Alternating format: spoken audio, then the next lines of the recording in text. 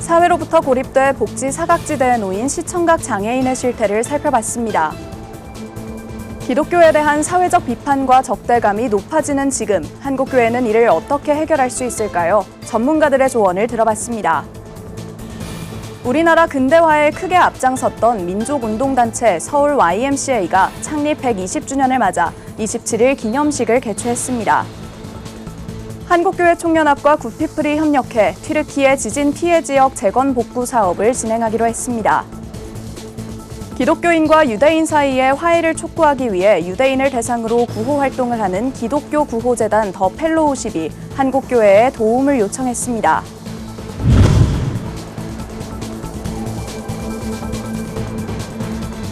시청자 여러분 안녕하십니까? 굿TV 뉴스입니다.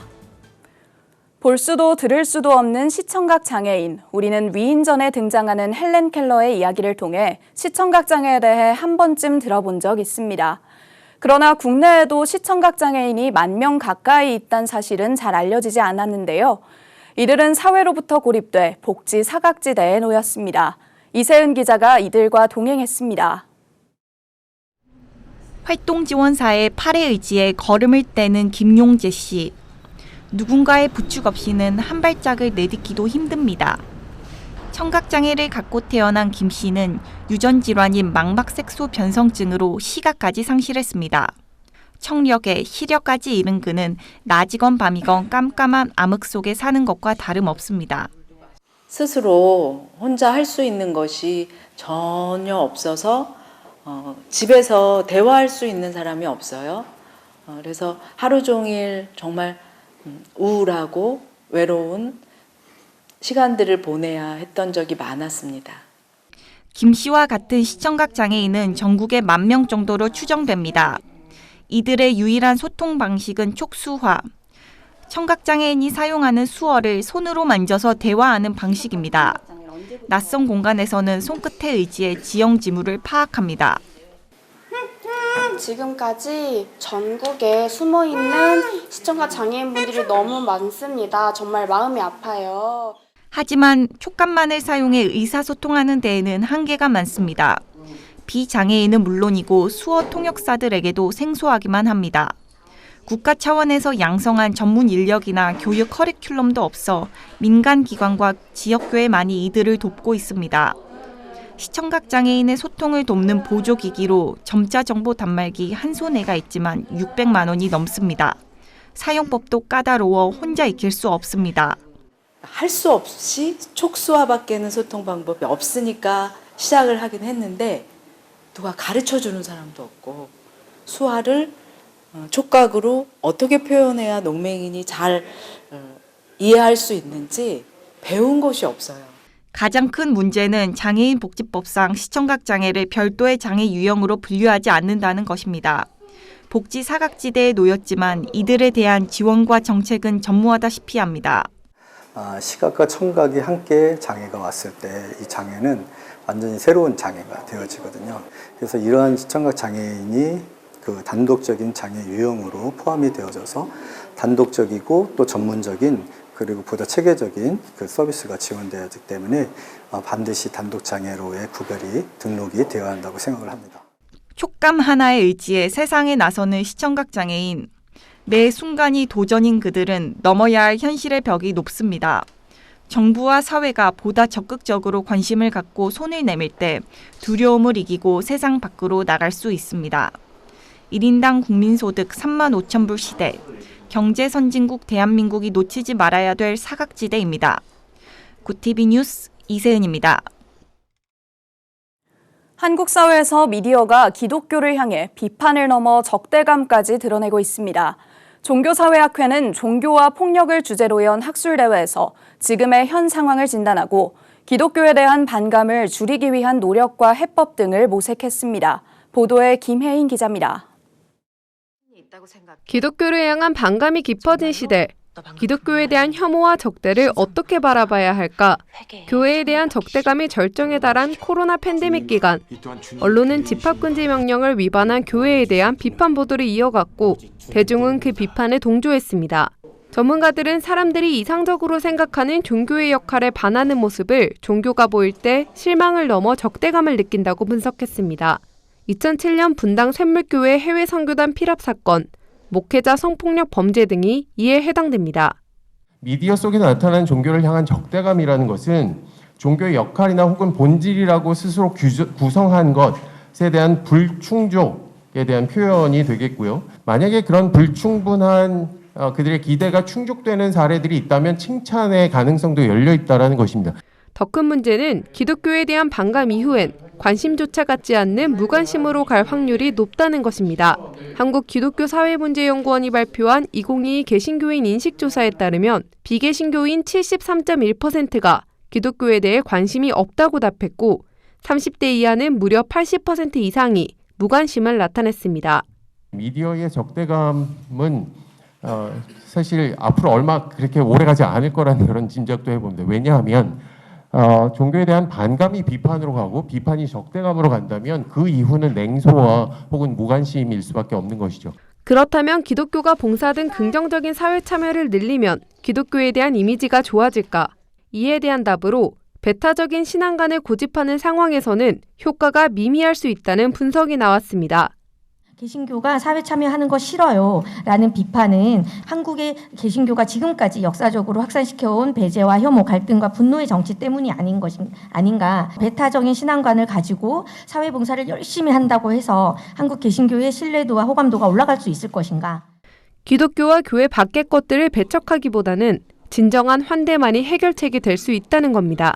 내 이웃을 내 몸처럼 사랑하라는 기독교의 사랑의 계명을 신앙과 생활, 사역 등 전 영역에 적용하는 실천이 한국 교회에 더 필요해 보입니다. 굿TV 뉴스 김혜인입니다.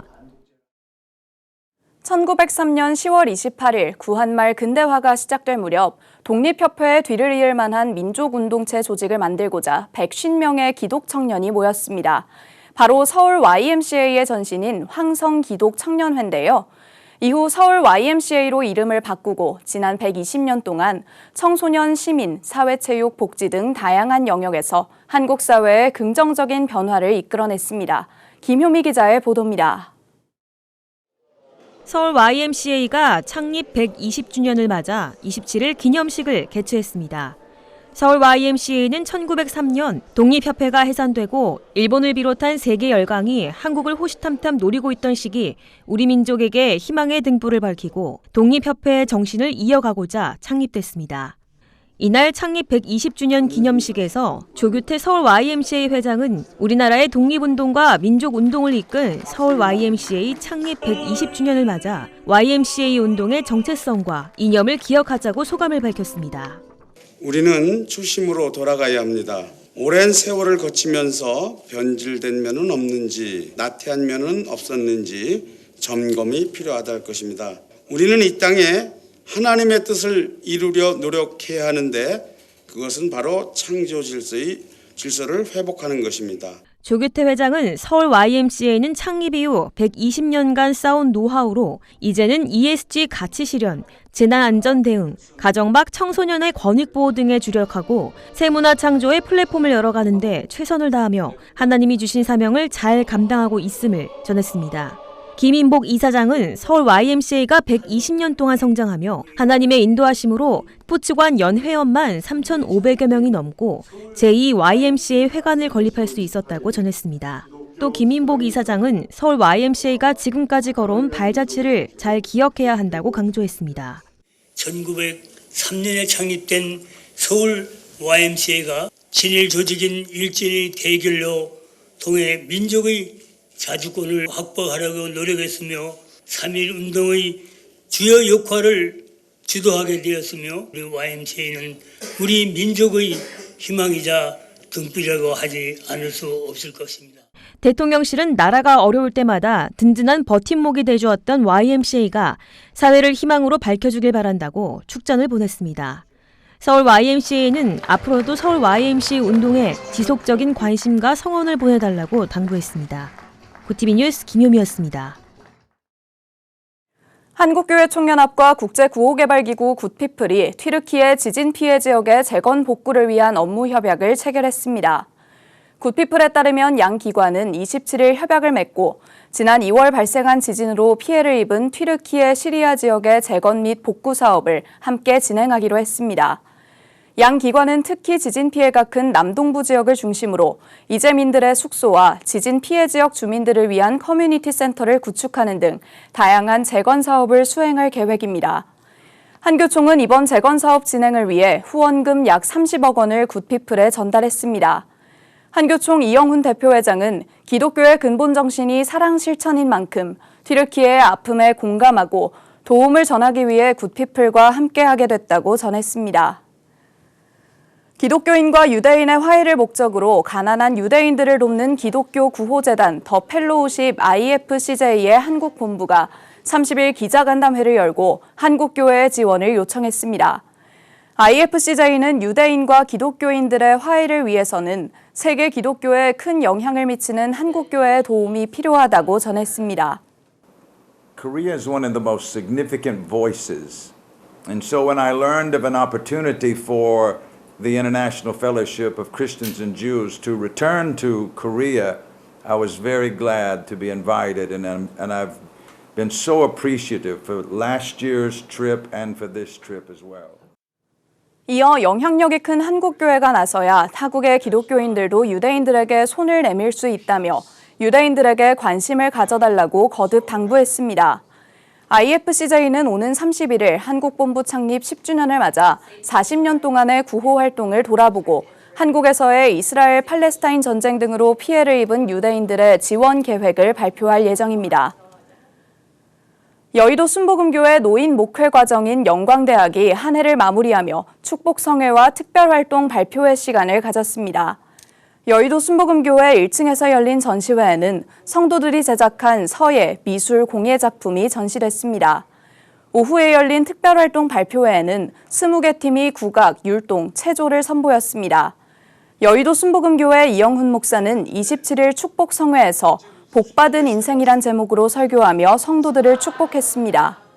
예수님은 모든 주님의 사람들은 어르신들은 의인입니다. 의인. 영광대학에 속한 오늘 11개 지교회 지성전에서 함께 참여하시는데 여러분 모두를 하나님께서 붙드시고 함께해서 한평생 건강장소에 복을 주시고 한 사람도 버리지 아니하시고 복에 복을 더할 줄 믿습니다. 첫째로 우리가 받는 축복은 하나님이 우리 함께 하신 축복, 일생에도 다가도록 우리를 보호하시고 함께 하신 주님의 은혜와 축복에 대해서 우리는 감사하고 또 감사하고 또 감사하고 또 감사해야 될 것입니다. 태아 생명존중 비영리단체 아름다운 피켓이 28일 서울 서대문구에서 생명을 살리는 MZ제너레이션 무브먼트 라이프 페스티벌 행사를 개최했습니다. 오전 11시부터 시작한 행사는 자살 및 낙태 예방, 위기 청소년과 입양의 필요성 등을 교육했고 이후 생명의 발걸음이라는 대규모 피켓 거리 행진을 했습니다.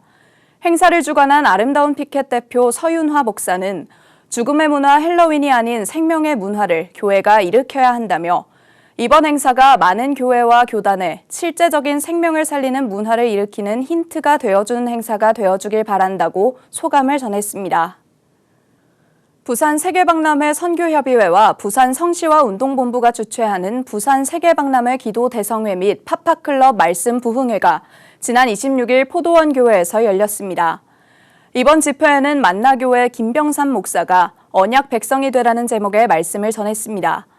김 목사는 하나님이 부르신 곳이라면 우리가 있는 어느 곳이라도 가나안이라며 우리들이 어떻게 살아가야 할지 늘 고민하는 것을 당부했습니다.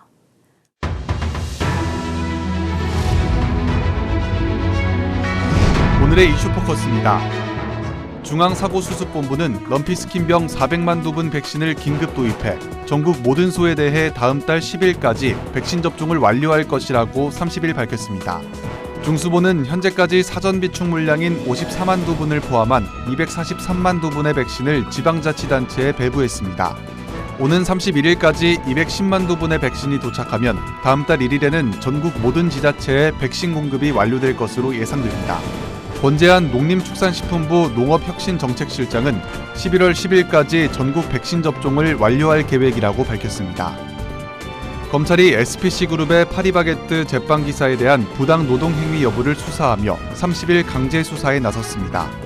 서울중앙지검 공공수사 3부는 이날 SPC그룹 본사에 검사와 수사관을 보내 내부 회의 자료 등을 확보했습니다.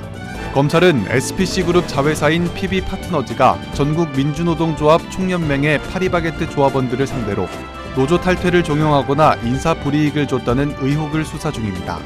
검찰은 앞서 24일 PB파트너즈 임원들을 압수수색했고 이 과정에서 SPC그룹이 노조 탈퇴 종용에 관여한 정황이 포착돼 이날 수사가 진행됐습니다. 사이버 외교사절단 반크가 메타버스 플랫폼의 독도 전시관을 구축했다고 30일 밝혔습니다. 반크는 일본이 초중고 교과서에 독도를 자국 땅이라고 왜곡하는 데 대응하기 위해 전시관을 만들었으며 이 전시관을 통해 국내의 독도 정보를 정확히 알리고 외국의 독도와 관련한 잘못된 정보를 바로잡을 계획입니다. 또 전시관은 동도와 서도의 봉우리인 우산봉과 대한봉을 본따 우산관 대한관으로 구성됐으며 각 관에서는 독도가 한국에 속했던 역사를 소개합니다. 박기태 반크 단장은 이 전시관은 외국인들에게 독도를 설명하고 독도가 한국인에게 어떤 의미인지를 체험할 수 있도록 설계했다고 말했습니다. 제주 제2공항의 건설사업 예정지 주변 거래를 일정 부분 제한하는 규제가 1년 연장됐습니다. 제주도 도시계획위원회는 성산읍 일대 토지거래 허가제 기한을 1년 연장하는 내용의 지정안을 원안 의결했다고 30일 밝혔습니다. 토지거래 허가제는 부동산 투기가 우려되는 지역에 토지를 거래할 때 관할 지방자치단체장에게 허가받도록 하는 제도입니다. 제2공항 예정지는 2015년 11월부터 토지거래 허가지역으로 지정됐으며 국토부는 공항건설 사업의 기본 계획을 연내 고시할 계획입니다. 구티비 뉴스 장정훈입니다.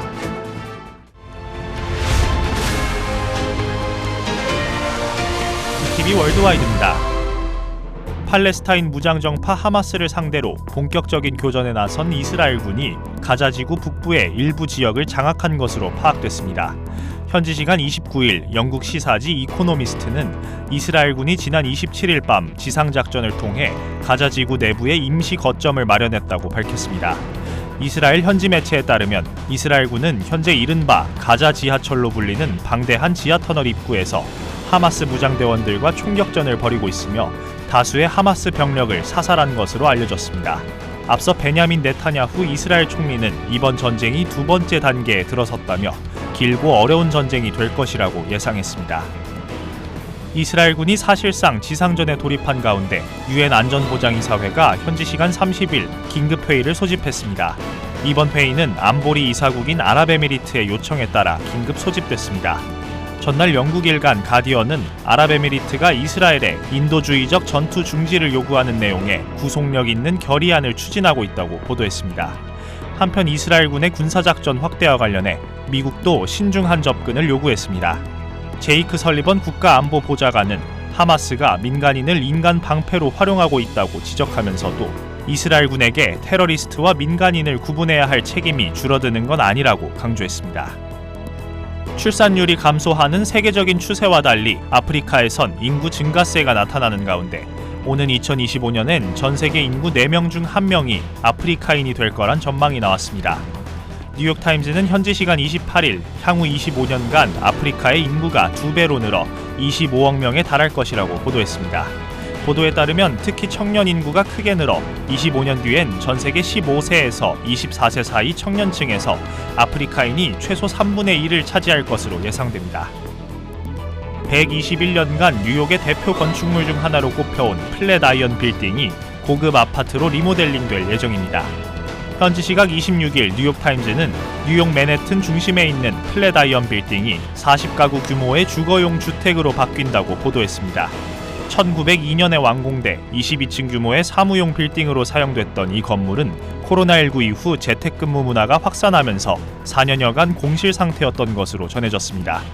부동산 개발업체 브로드스키 조직 등이 이달부터 건물의 리모델링을 주도할 예정이며 뉴욕시의 허가 절차 등을 고려해 주거용 아파트로 변신하는 데는 약 3년 정도 소요될 전망입니다. 구티비 뉴스 권현석입니다.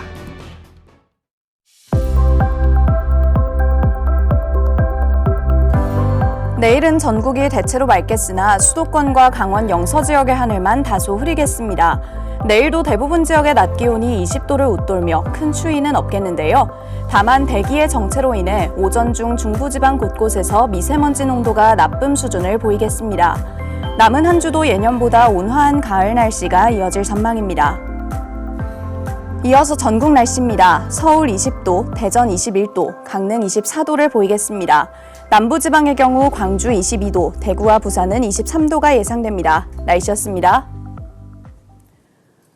어린이 독감 환자가 급증하고 있습니다. 손 씻기와 예방접종 등 개인 방역 수칙을 실천하고 일단 걸렸다면 학교에 등교 중지 조치를 받아 유행 시기를 잘 넘길 수 있길 바랍니다.